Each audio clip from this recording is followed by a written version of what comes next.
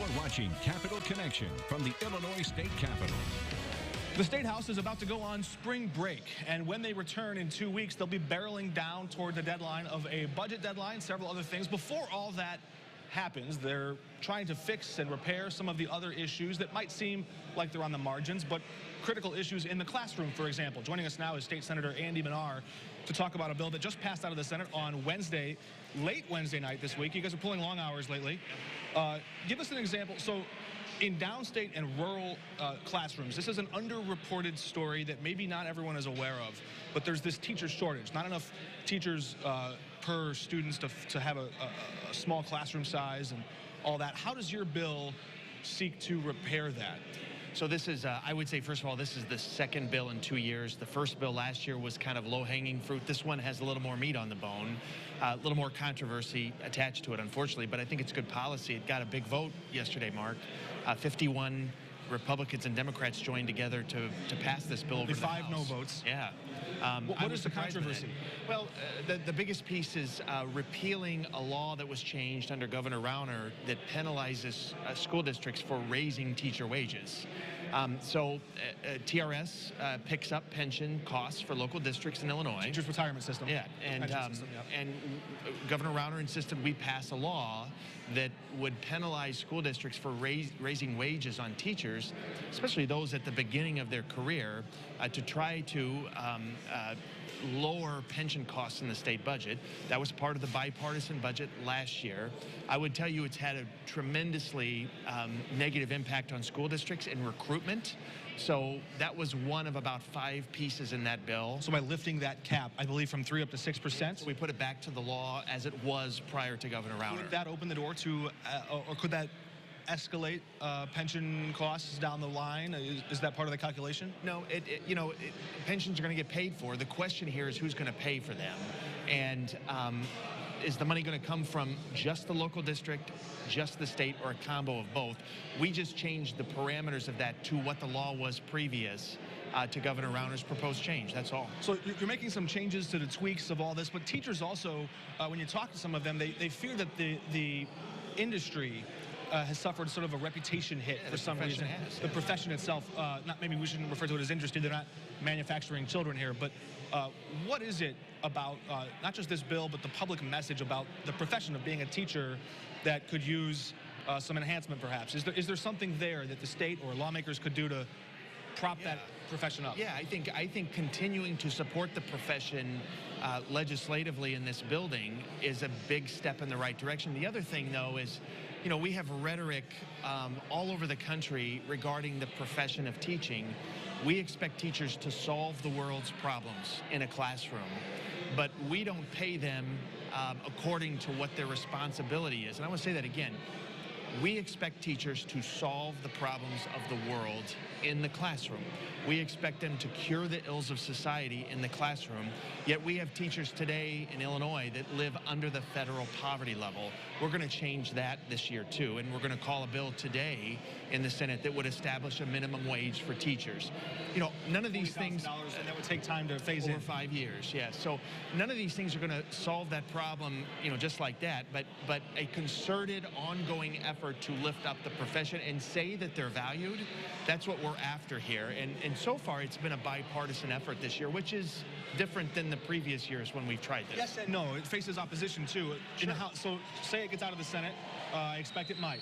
If it gets to the House, Representative Tim Butler of Springfield recently made a comparison. He said that in Illinois, the average teacher salary, I know you said some teachers make less than, but the average teacher salary, I believe he said was north of $60,000, 63 or something. Not in his district, it isn't. Not in his district, but an average, and then he compared it to Missouri, a bordering state where it's much lower, almost half the average teacher salary there. Is that a fair comparison? And if not, how do you counter? No, it isn't, because in the southern part of the Senate district that I represent, teachers are leaving Illinois to teach in Missouri because of a higher salary. So, a couple of things here. Original component. Sure. So a couple of things here. It is indisputable that a teacher is worth more than $32,000 a year. If anybody believes that's not the case, they should stand up on the floor of the Senate, and Representative Butler should stand up on the floor of the House and say that he doesn't think that a teacher's worth $32,000 a year. We should establish a base pay in the state. We did it in 1980. The law hasn't changed. It's $10,000. The law says teachers should be paid no less than $10,000. We're simply raising that wage to what I think is appropriate for 2020, which is when the bill would take into effect. So you can probably get a lot of people to agree with you that teachers deserve a raise.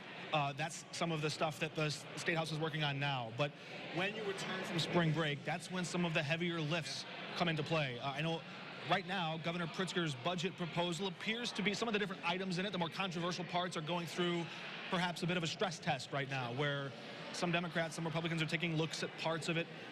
When it comes to his perhaps most controversial budget item, which is shaving off $900 million of paying into pension systems this year, is that going to get done?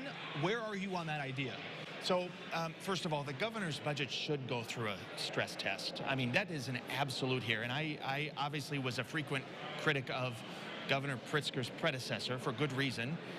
But any governors came and said, let's shave off $900 million to the pension system. What would you have said about that?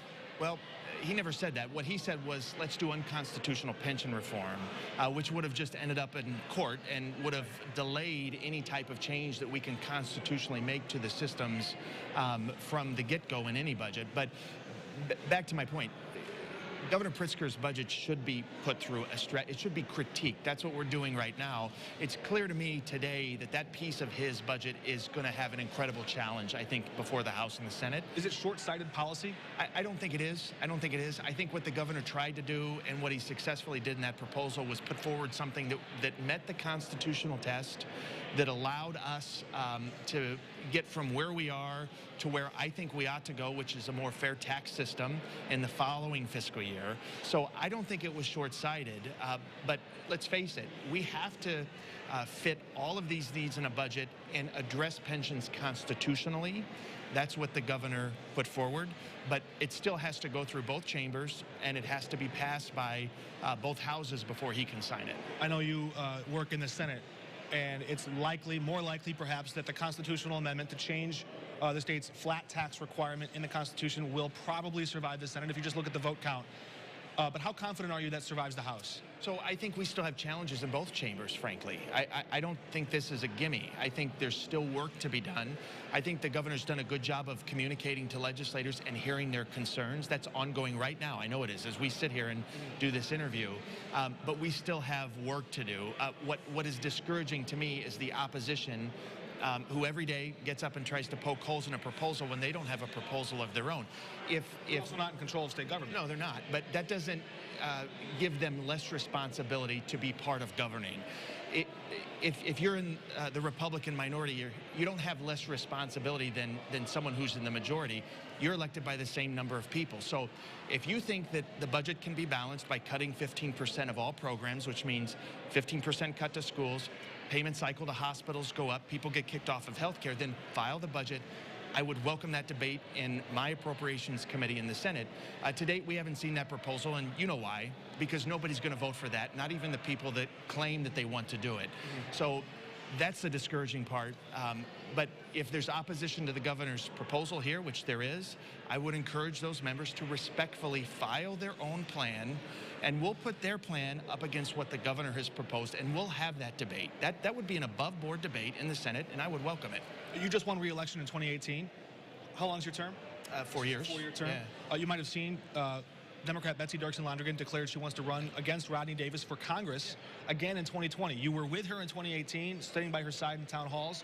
Are you right now 100% on board for her in 2020? Of course I am, yes. There were some rumors that you'd possibly consider running in 2018. No, I support Betsy. Betsy Londrigan is a fantastic candidate. I encouraged her to run again this time. She barely lost last fall, and I think she's going to improve her campaign this time, and I look forward to supporting her throughout the 13th district. And should Senator Dick Durbin run for re-election again in 2020? Yes, absolutely. All right, some D.C. politics mixed in here with the State House. Thanks for joining us, Senator Manar. You bet, thank you. All right, we're back in a moment.